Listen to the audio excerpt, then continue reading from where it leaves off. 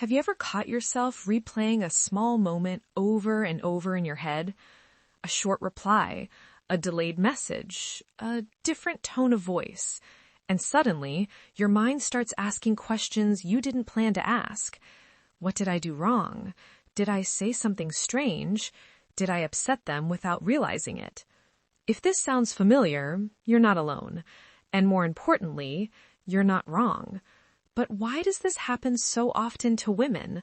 Why do small things feel so heavy sometimes? Let's talk about it. Imagine this. You send a message, something simple. You've sent messages like this hundreds of times before, but this time, the reply is shorter than usual. No emoji, no extra words, just a few letters. And suddenly, your chest feels tight. You tell yourself, it's probably nothing, but your mind doesn't listen. You start replaying the conversation, your tone, your timing, your words. And now you're thinking about something that, on the surface, is very small, but inside, it doesn't feel small at all. Why does this happen so naturally? And why does it happen so often to women? Let's slow down and understand it together. Here's the first thing many people misunderstand. Women don't overthink because the situation is small. They overthink because of what the situation might mean. That short reply isn't just a reply. It becomes a signal, a possibility, a question mark. For many women, small details feel important because relationships feel important. It's not about the message, it's about the connection behind it. And when connection matters deeply, the mind becomes alert. It watches, it listens, it analyzes, not to create drama, but to protect what feels meaningful. So when someone says, "Why are you making a big deal out of nothing?" what they often don't see is this. It was never nothing emotionally. But where did this habit begin? Why does the mind jump so quickly into analysis? That's where the story goes deeper. From a young age, many women learn something quietly. Pay attention, be aware, notice how others feel. Not always through words, but through expectations. Women are often praised for being understanding, considerate, emotionally aware. Over time, this turns into a skill, reading subtle cues. A pause, a shift in tone, a change in energy. This sensitivity isn't a flaw, it's a form of emotional intelligence. But here's the hidden cost.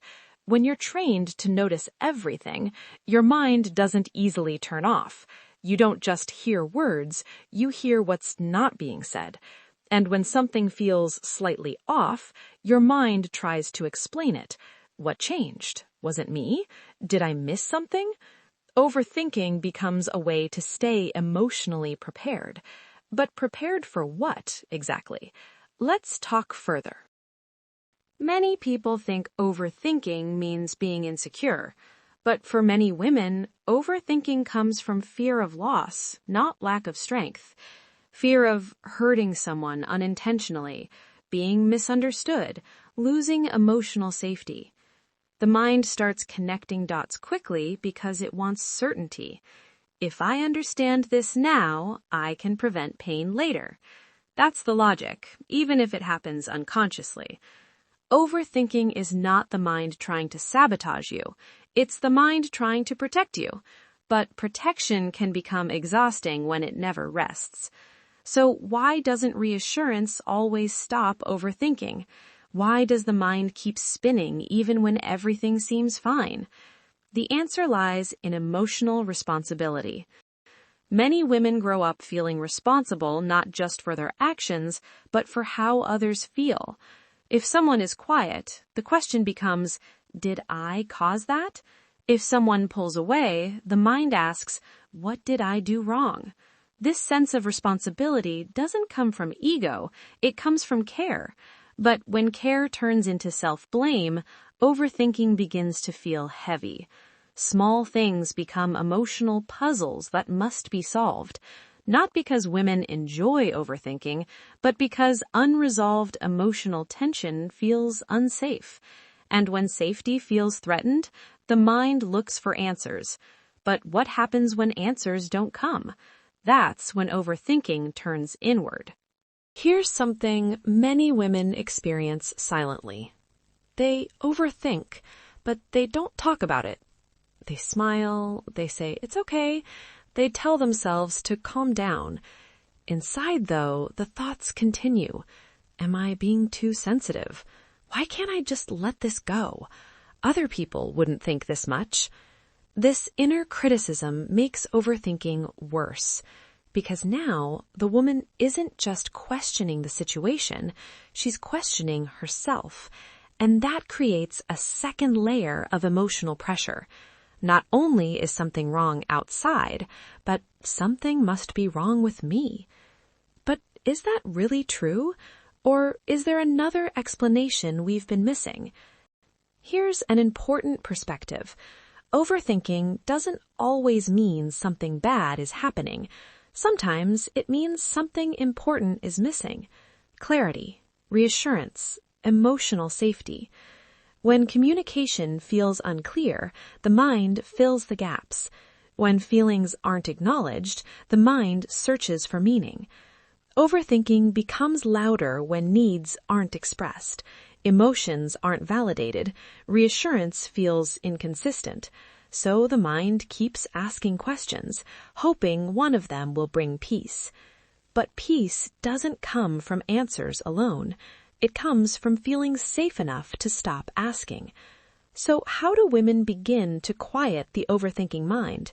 It starts with understanding, not control. Many women try this. Stop thinking. Don't overreact. It's not a big deal. But forcing the mind to be quiet rarely works, because the mind isn't loud without a reason. Instead of asking, "How do I stop overthinking?" a gentler question might be, "What is my mind trying to protect me from?"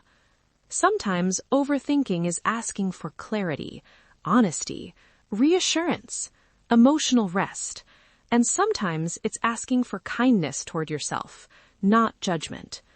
But what if the small thing really is small? How do you know when to trust your intuition and when to let go? That's where self-awareness comes in. Not every small thing carries a hidden message, but not every concern is imaginary either. The goal isn't to dismiss your thoughts, but to slow them down.